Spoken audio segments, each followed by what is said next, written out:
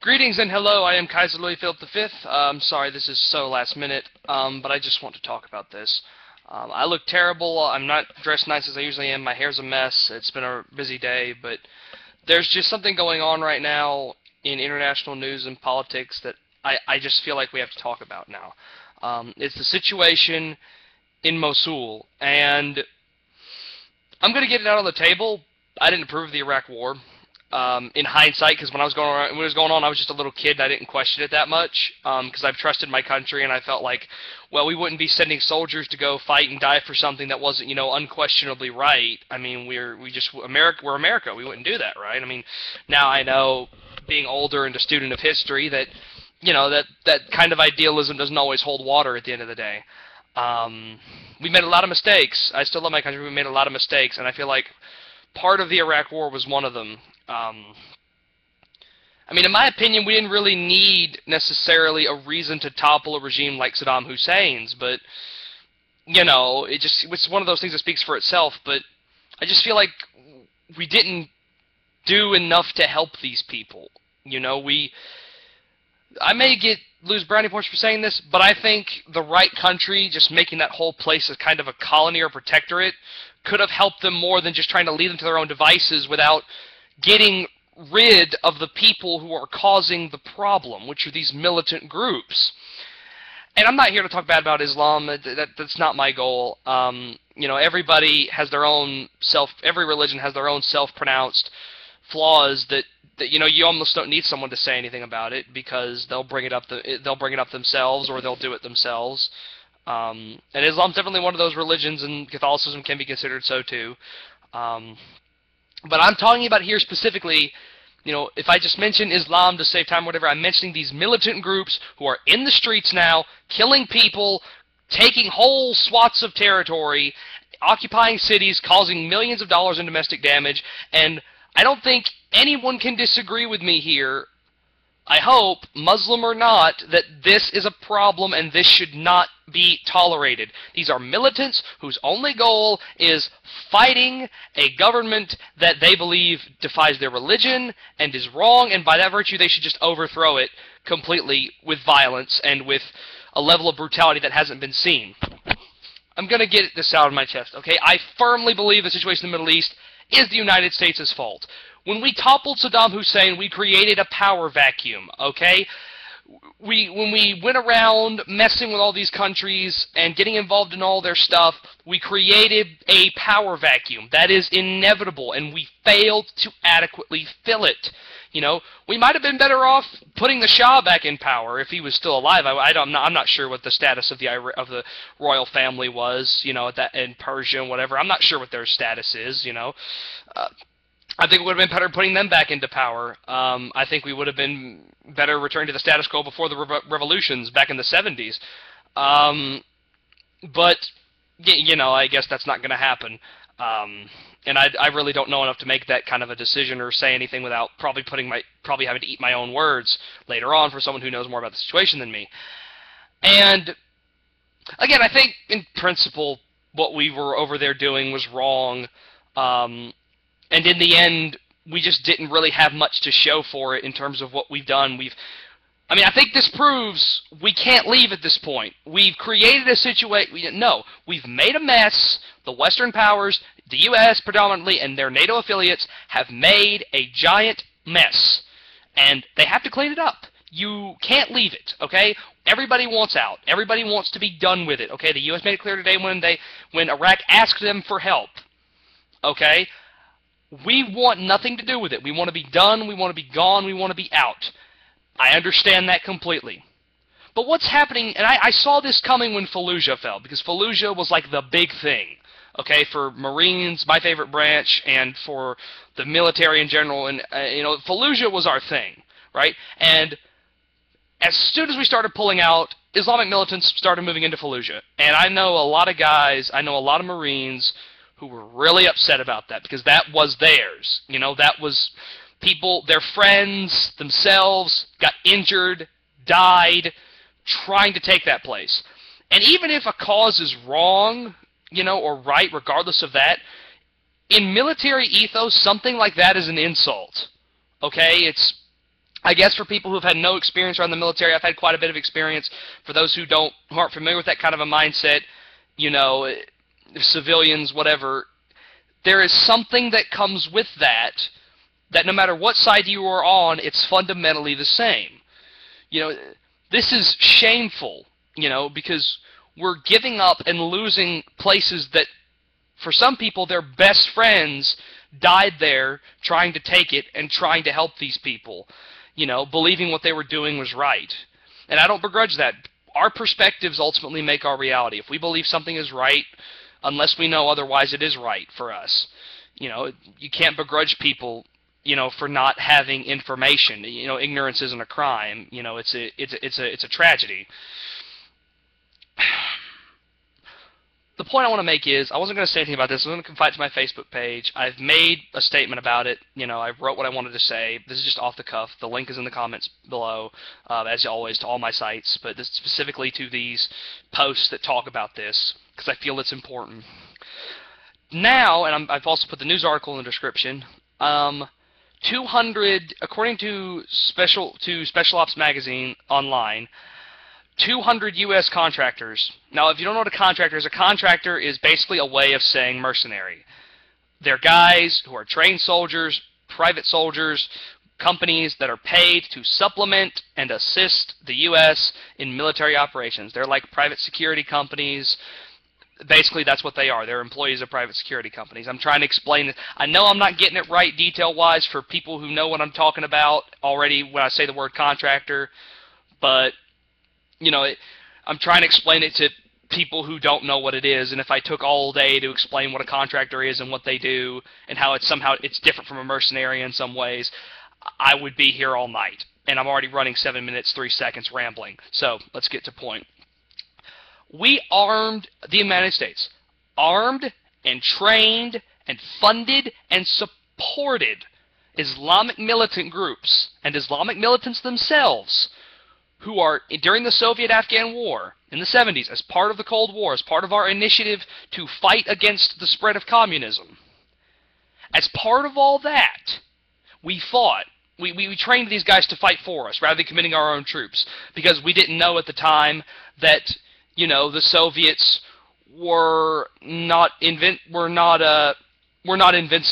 You know, I mean, the fact is their economy couldn't handle another war, and in conventional warfare, if nukes weren't involved or a factor, or they could be disabled somehow, they probably would have lost. I mean, they would have lost, hands down, probably. It would have taken a while, but they would have lost. Just the fact was, after World War II, nobody felt like another war with a big power like Russia. And unfortunately, as Winston Churchill said, we made a deal with the devil when it came to the USSR, so we haven't really, didn't want to go back on that. Anyway. There are newspaper articles. Now, this is what I've seen from other people who have them. I don't know if they're real or not. Newspaper articles with pictures of Saddam Hussein talking about, you know, not Saddam Hussein, Osama bin Laden, talking about how he's an anti-Soviet warrior fighting for us on our side against the Soviets. Okay, Soviet-Afghan War was a thing. We had as much to do with it as the Soviets and the Afghanis did.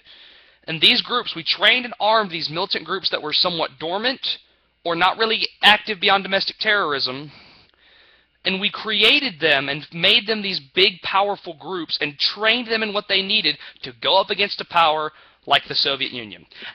And the proof that we did a good job is in the fact that the Soviets lost. Now, you could argue this was other factors. The Soviet Union was dealing with lots of insurrection in other parts of the USSR or the CCCP, depending on where you're from, if you're Russian. But really, it showed that we trained them well. And after the 90s, when the Soviet Union fell, I'm pretty sure many people in Washington just disregarded these agents that were on the CIA's payroll and thought they would just fade into nothingness. Well, these people were poor students of history. We, bottom line, resurrected a monster. We, again, whatever you think of the history of Islam, talking about these militants here, I'm talking about a pattern of behavior within the religion that is consistent with historical acts of members of the religion. This would be the equivalent of resurrecting the Ustaji to go fight against another country. This would be the equivalent of resurrecting the Ustaja to fight the Russians during the Cold War. The Ustasia were neo-Nazi fascist militants. Well, they weren't neo-Nazis because they were Nazis when Nazis were around. They were fascist militants who claimed to be Catholic, and there were clergy involved in the movement as well, and they did terrible things. I mean, some of these things these guys did dwarf, on at least a personal level, even the stuff the Nazis did, because of the vileness of some of the stuff they did to Orthodox and Muslim members of the Balkans, and it was detestable. It was horrible. And of course non-Catholic, but it's kind of what I'm talking about here. So Muslims that are looking into this, bear with me here, please. I'm not trying to insult you. I have problems with Islam, but I'm not trying to insult you here, okay? It's just talking about this pattern of behavior with jihad and things that is undeniable. If you think it's a misconstruement of what jihad means, because I've heard the arguments from both sides, I respect that belief. You may keep it. I'm talking about jihadists, I'm talking about what we're experiencing now, okay? Because this concept of violent jihad is not new, okay? It's not new. Let's at least agree that this mistranslation or this misunderstanding of what jihad is not new, okay? Let's at least agree on that and move on so I can make my point. These guys, ultimately, I like to think Christendom put militant Islam to bed, okay? We didn't do anything dramatic like invade the Caliphate or invade the Sultanate and make some great crushing blow to them like we would have liked. In fact, if you look at it in the grand scheme of things, the Crusades were a militant failure. I don't see them as a failure, but they're overseen overall as a loss for Christendom. I don't see them as a failure because they are still important today for Catholics and for other Christians. So I don't see them as a failure totally, at least in their legacy. I like to think that we put it to bed. We denied them access to Europe. We frustrated their invasions. You know, these continuous defeats eventually weakened the caliphs and the sultans in the eyes of their people, and could have, much like people think the Crusades led to a lot of dissatisfaction with the failure of the Crusades led to dissatisfaction with Catholicism. The success of things like the Ottoman Habsburg Wars and things like that led to people discrediting the sultans and the emirs and the caliphs and what like because of their continued failures. The United States, ultimately, what they've done here is resurrected this idea of violent militant Islam to fight their enemies who are now gone.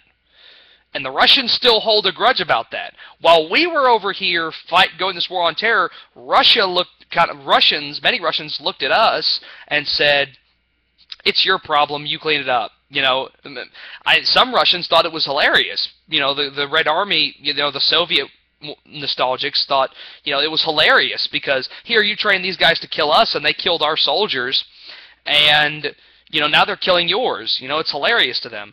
And if you want proof that, you know, the Soviet-Afghan war was still fresh in the mind of a lot of Russians, Putin made several visits over the years to the tombs, and memorials of veterans of the Soviet-Afghan wars. It's still fresh in their minds, you know, especially with the rise of these groups again today. It's nothing new to them. You know, it's not something that they've just forgotten about. Okay, and I'm quite certain for many Russians, it's a factor in why they dislike us in regards to the Ukraine thing going on right now. But again, I'm getting off point. The United States created these militant groups, okay, ultimately. Trained them, funded them, whatever. We have a responsibility, as such, to do something about it, okay? I've said this on my other blogs and stuff, but I want to get this out there because I feel like this can't be said enough, okay? We as a country have a responsibility to fix a mess we make. You know, I'm not necessarily an interventionist when it comes to the U.S. because the U.S. tends to ruin things wherever they go in the long run. They tend to hurt things. When, you know, with recent patterns of things, they don't make things better, they make them worse, or they just destroy everything so there is no problem. They destroy both sides of the problem. You know, which probably isn't right or fair. When it comes down to it, we have this responsibility to the Middle East because of all the blood we've shed over there and everything we've destroyed to try and fix the situation for them. We have this responsibility to stop these militant groups who we attacked and then agitated after they attacked us, you know, by having a massive ground invasion of a country we didn't intend to conquer, to do something that intelligence agencies and special operations and a couple of well-placed sniper bullets could have fixed in cooperation with the regional governments. You know, we didn't need to invade. You know, maybe to topple Saddam Hussein, yeah, sure. But to keep doing what we're doing, I don't think so. But maybe I'm wrong, maybe I don't know enough. All I know is we have a responsibility to stop this. We have a responsibility to the people of Mosul. We have a responsibility to the people of Iraq, who we tried to help and are now leaving out to dry for these militants to ravage and ruin. Whether you like it or not, these militants are kicking people out of their homes, killing them in their homes, and in general are ruining lives, okay? All the ravages of war are happening right now to several groups of people. And I know Americans in this generation and the last one have never experienced the terrors of a land invasion in their region. I haven't either. But let me tell you, as a student of history, people suffer like you cannot imagine, okay? On top of poverty, starvation, you have the threat of rape, of physical violence, abduction. It's all open, okay? In a war zone, there is no law except that which you enforce by a gun, okay, or the sword. It is hell, except in rare circumstances where marauding armies are kept under control. It is hell like you cannot imagine. You can mentally wrap your brain around it, but you cannot emotionally process what it does to people. Okay?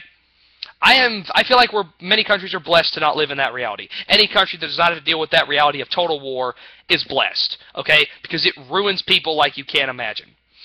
You know, but I'll get back on point. We have a responsibility to stop this. Okay? You know, Catholics, Christians, ever since we've been in Iraq, okay, Christians and religious people who were not Muslim became targets for these extremists. The extremists blamed the Christians for what was going on. They latched onto that and they blamed them for what was going on. They blamed them as outsiders, as traitors, and they suffered. The Chalcedonian Christian community in Iraq almost does not exist. It has been annihilated. It is being destroyed. It has been destroyed since we walked into Iraq, and the Iraqis looked for someone to blame. You know, and they turned on their neighbors. These militants in the regions they had control made people suffer and killed people. The proof is all over the internet. I don't need to tell you about it. You can look it up. You've seen it on the news almost every day of your lives for the last 13 years, unless you are brain dead and have been living in a bunker your entire life with no internet or television access. You have no excuse not to know the horrible things that have been going on over there where these people have control. Okay? You can say it doesn't reflect on Islam all you like, but these people are evil. They are doing terrible things to innocent people wherever they have say and wherever they have control. We have a responsibility to protect these people because, in a way, our blood is on their hands. We armed, trained, funded, and supported these people and started them on this new jihad, okay? And when the Soviets went away, they looked for somebody else to kill. Because let me tell you something about armies and soldiers. When you spend enough time in that lifestyle, you can't go back. You are forever a soldier. They say once a Marine, always a Marine. Well, once a soldier, you're always a soldier. There is no going back. Some people, including people to the highest points of power who have lived and worked in war forever, don't know what to do when there is no war. So they look for reasons to start fights. Okay? People who benefit from war, from selling arms, they look for reasons for trouble to happen. Okay? So it was stupid for us to ever think that these extremist groups would go away. They are not going to go away. I'm sure it sounds like I'm saying a lot of terrible things about Islam in the U.S., but I'm just trying to be honest and wrap my head around a situation that I feel like people should have a responsibility to do. Maybe I'm an idealist, but I feel like if my people, see that nice Catholic monarch there, my people were still having a say in things around here, there would already be people on the move to help these Christians and everyone else who is suffering under the boots of these tyrants, of these militant extremists. I just feel like we have a responsibility to help our fellow man. I just feel like, and if we have to kill other people who are killing other innocent people to do that, okay then. I have no problem with that. My own life, I understand the value of self-defense, okay, and helping other people who are in danger of violence. I understand sometimes you can't just hold hands and sing Kumbaya to fix every problem, okay? Some people, like these militants, only understand violence. They only understand force. And I feel like until you put a wall of force in front of them that they cannot surmount, they will not go away. We need a new strategy. We need new ideas. We need a renewed war effort with a conscientious and clear enemy. The last time we really took somebody to town was World War II. We had a clear enemy: Nazis, Germans, Japan, Japs. We had a clear enemy, and the only goal from on top was destroy. And we let the generals do their jobs, and they gave us victory. By and large, we got victory. Whatever you think of World War II, the U.S. decimated its opponents, and the Allies claimed victory. With Iraq, we don't have that. With the war on terror, we don't have that. We are fighting battle tactics. We're not identifying people or groups or things to decimate. To the United States' eternal credit, we helped put an end to Nazism. We put that to bed. Okay? If I can only ever say one good thing about the United States without any hesitation, we put the Nazis to bed, or at least helped make that a reality. I just think if the United States really wants to claim to be the country it wants to claim to be, we have to act a certain way. Okay? If you really care about freedom, about independence, about people's safety, about being this arsenal for democracy, prove it. If it is nothing else, get our people out of there who are still in Iraq and are surrounded by militants right now. Make some kind of a move to do something. Like I said on my Facebook, the president right now has an opportunity to make every United States American have one good thing to say about him. One good thing. That is within reach. Okay? There are some good things to say about him, yes. There's a lot of bad things and a lot of good things, like every president. And there's some people who don't like him at all, hate him completely. But he has one chance. This administration has one chance to utterly redeem themselves with one act. And I just wonder if they'll take it. Bottom line, everything aside, a couple things in the end. We have a responsibility to protect people who are in danger because of a problem we created. We aided and abetted these people. You can argue Islamic militarism would always thrive in the Middle East. You can argue that. In some areas it's inevitable. You can argue that. But we kept them going, and we used them and gave them training they would have otherwise never had. Training they use against us. That much was evident. I can't say it enough, but I've said it so many times. We have a responsibility. We have to do something. If we don't, what happens if these guys get control of a country? An entire country. What happens if these militants just wash over the entire Middle East and claim all these countries who are in the fits of social and economic upheaval right now? What happens then? What are we going to do then? What if it's too late to stop them by then? What if by then they have these countries' nuclear stockpiles? What are you going to do then? We have a chance now to defeat this before it gets any bigger.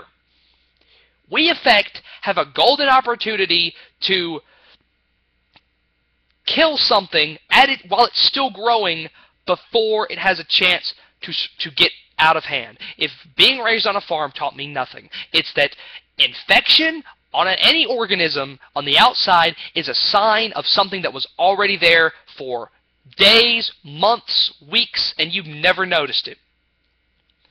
You have to weed. The fight against evil in the world never stops, and it takes many forms. Right now, it's in the form of these guys. Whatever you think of Islam, Any sane person has to agree that what these militants are doing and what they have done so far when they have control is bad. Really bad. And I think it's about time we had a concrete solution to this, attacked it head on, and destroyed it. Because, I say again, if these guys get control of the whole Middle East, or just Iraq, what next? What happens when they become too big to manage? We can't say, oh, we could always take them. No, it's not about whether or not they're a threat to us. It's about whether or not they're a threat to innocent people, especially Christians. If you're Catholic, if you're Eastern Orthodox, you definitely have a dog in this fight. Those are your people, your brothers, your sisters, your children, your priests, your religious are down there right now. They're dying, they're suffering, they're being kicked out of their homes, they're evacuating with nothing but the clothes on their backs to get to safety. And they have no one to turn to. There is no Catholic nation out there that's going to help. What do you think, Liechtenstein? I love the Principality, but you think they can do anything? They have a volunteer army of less than 200 people. They have no hope. In this situation, and this is really difficult for people to wrap their heads around here, the religious people are the minority, and they're going to lose out. They're going to be the ones who are oppressed. They're the ones who are in trouble right now. If you really care, scratch religion. I don't care if you met one of these people in public, you would hate them and disagree with them on anything that came out of their mouths. They are oppressed not because of what they say or do, but because they dare to not be Muslim. They will be targeted. Not by all Muslims, but by these militant extremists who are invading right now. They're doing it right now. People are dying. They're leaving, and they may never get to come back in their lifetimes. I met a guy at a mall in southern Louisiana who was selling crucifixes and crosses and other religious articles. I talked to him more because I went to his kiosk a lot because he was a nice guy. And it struck me about this guy when I figured out his origins that he was from because I saw one of the things said he was from Bethlehem, and I said, "You're from Bethlehem?" And he said, "Yeah," and maybe he was lying to me, I don't know. It occurred to me after I watched a documentary about Eastern Christians immigrating to the U.S. to escape the terrors in the Middle East. This guy had a home somewhere, a family home, where he lived with his kids and his wife and his brothers and sisters and his mother and father. He was not from the U.S. He had a home somewhere, and he lost it because of these people. Even Muslims leave because they want nothing to do with these crazy militants. People are losing their homes. There is a human element to this beyond all politics, beyond everything else. We have evil people right now who are going to destroy everything that does not have them smothered all over it, and they're going to kill and or jail and oppress anyone who does not prostrate themselves before them. We have something really bad on our hands here, people. And here's the question I'm going to ask. Are we going to be, like the many generations before us when it came to international politics, are we only going to get involved when we can make a buck, or when we can get a little more powerful, or when we can increase our economic hegemony over the world a little more? Are we going to wait until we can benefit to do something?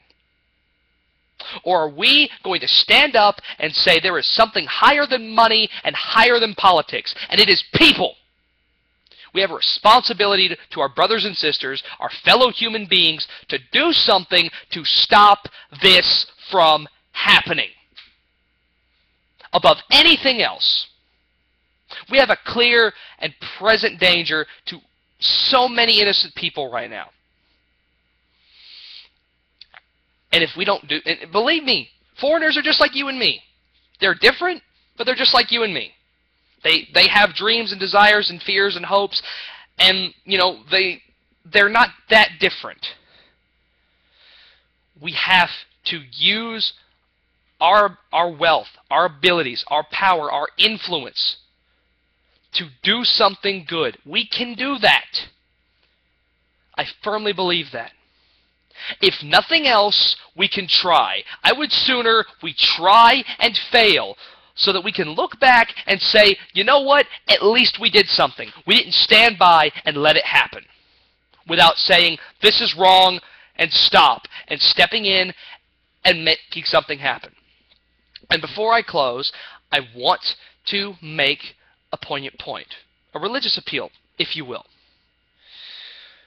I was in a conversation at one night with a friend in a steakhouse, and he asked me about the Crusades, and he said, doesn't that violate, love your neighbor, going to another country to kill someone because of their religion's different? And I just stepped over and ignored the obvious ignorant statement made about the nature of the Crusades and the complex history surrounding them. I just ignored that, and I focused on what he said about violating the commandment to love thy neighbor. Saint Bernard of Clairvaux, a noted theologian in his day during the Second Crusade, justified the Crusades, and as the Blessed Pope Urban II, justified the Crusades on the pretext of that commandment alone, or among other things. And they used this analogy.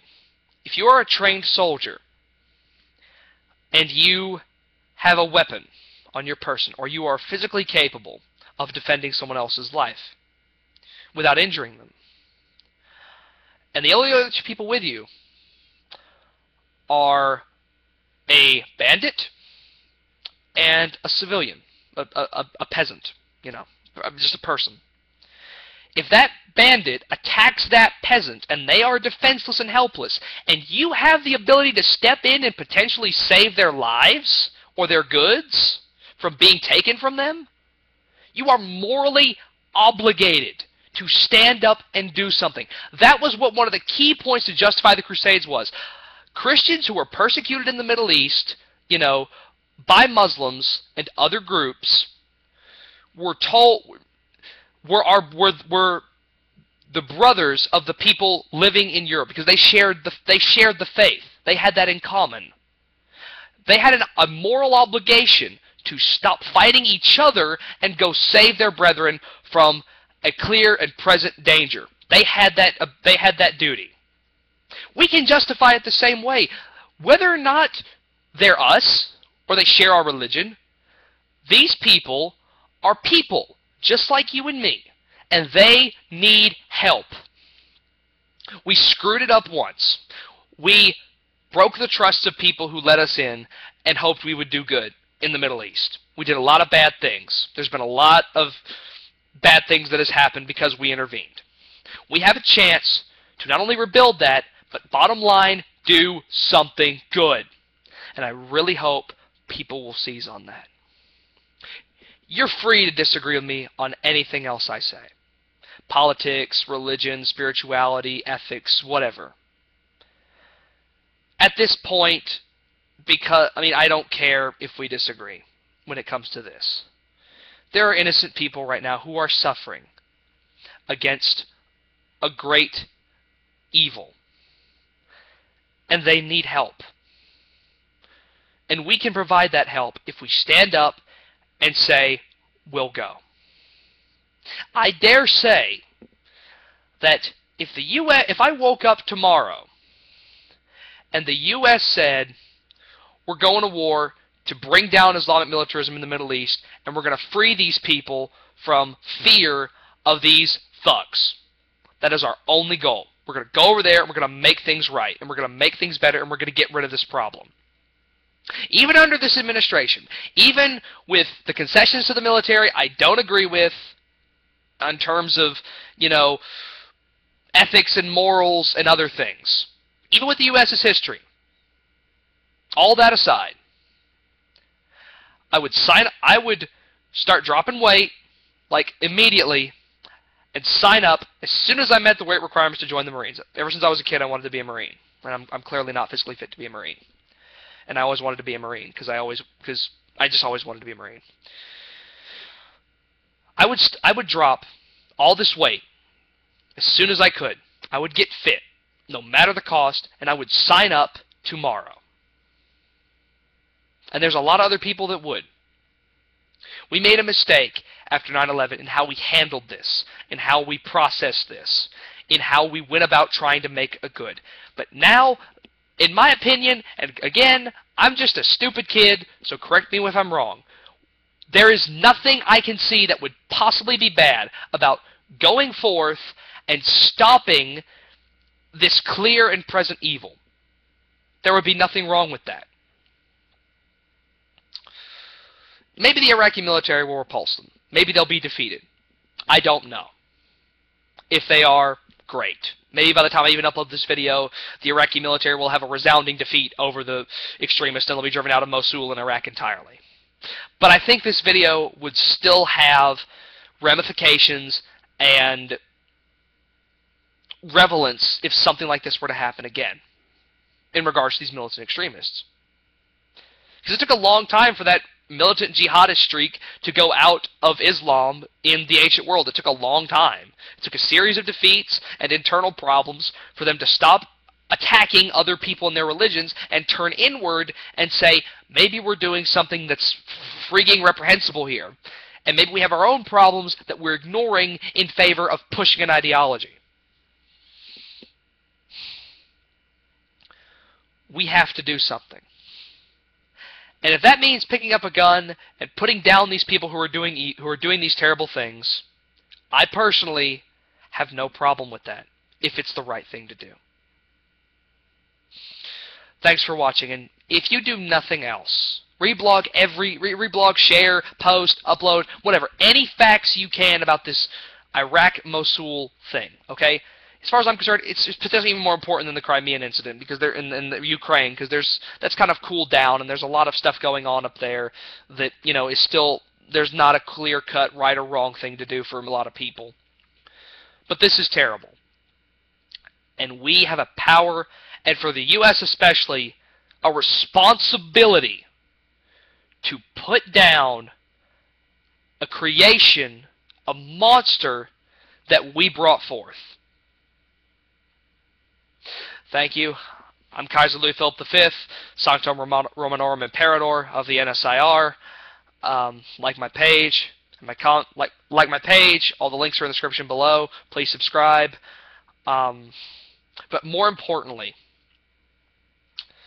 I ask you to pray for these people that are suffering and are going to lose their homes. Pray for those who are already dead. Pray for everybody. Because if this doesn't get stopped, it may be one city now, but there's no telling what it could be in a few weeks.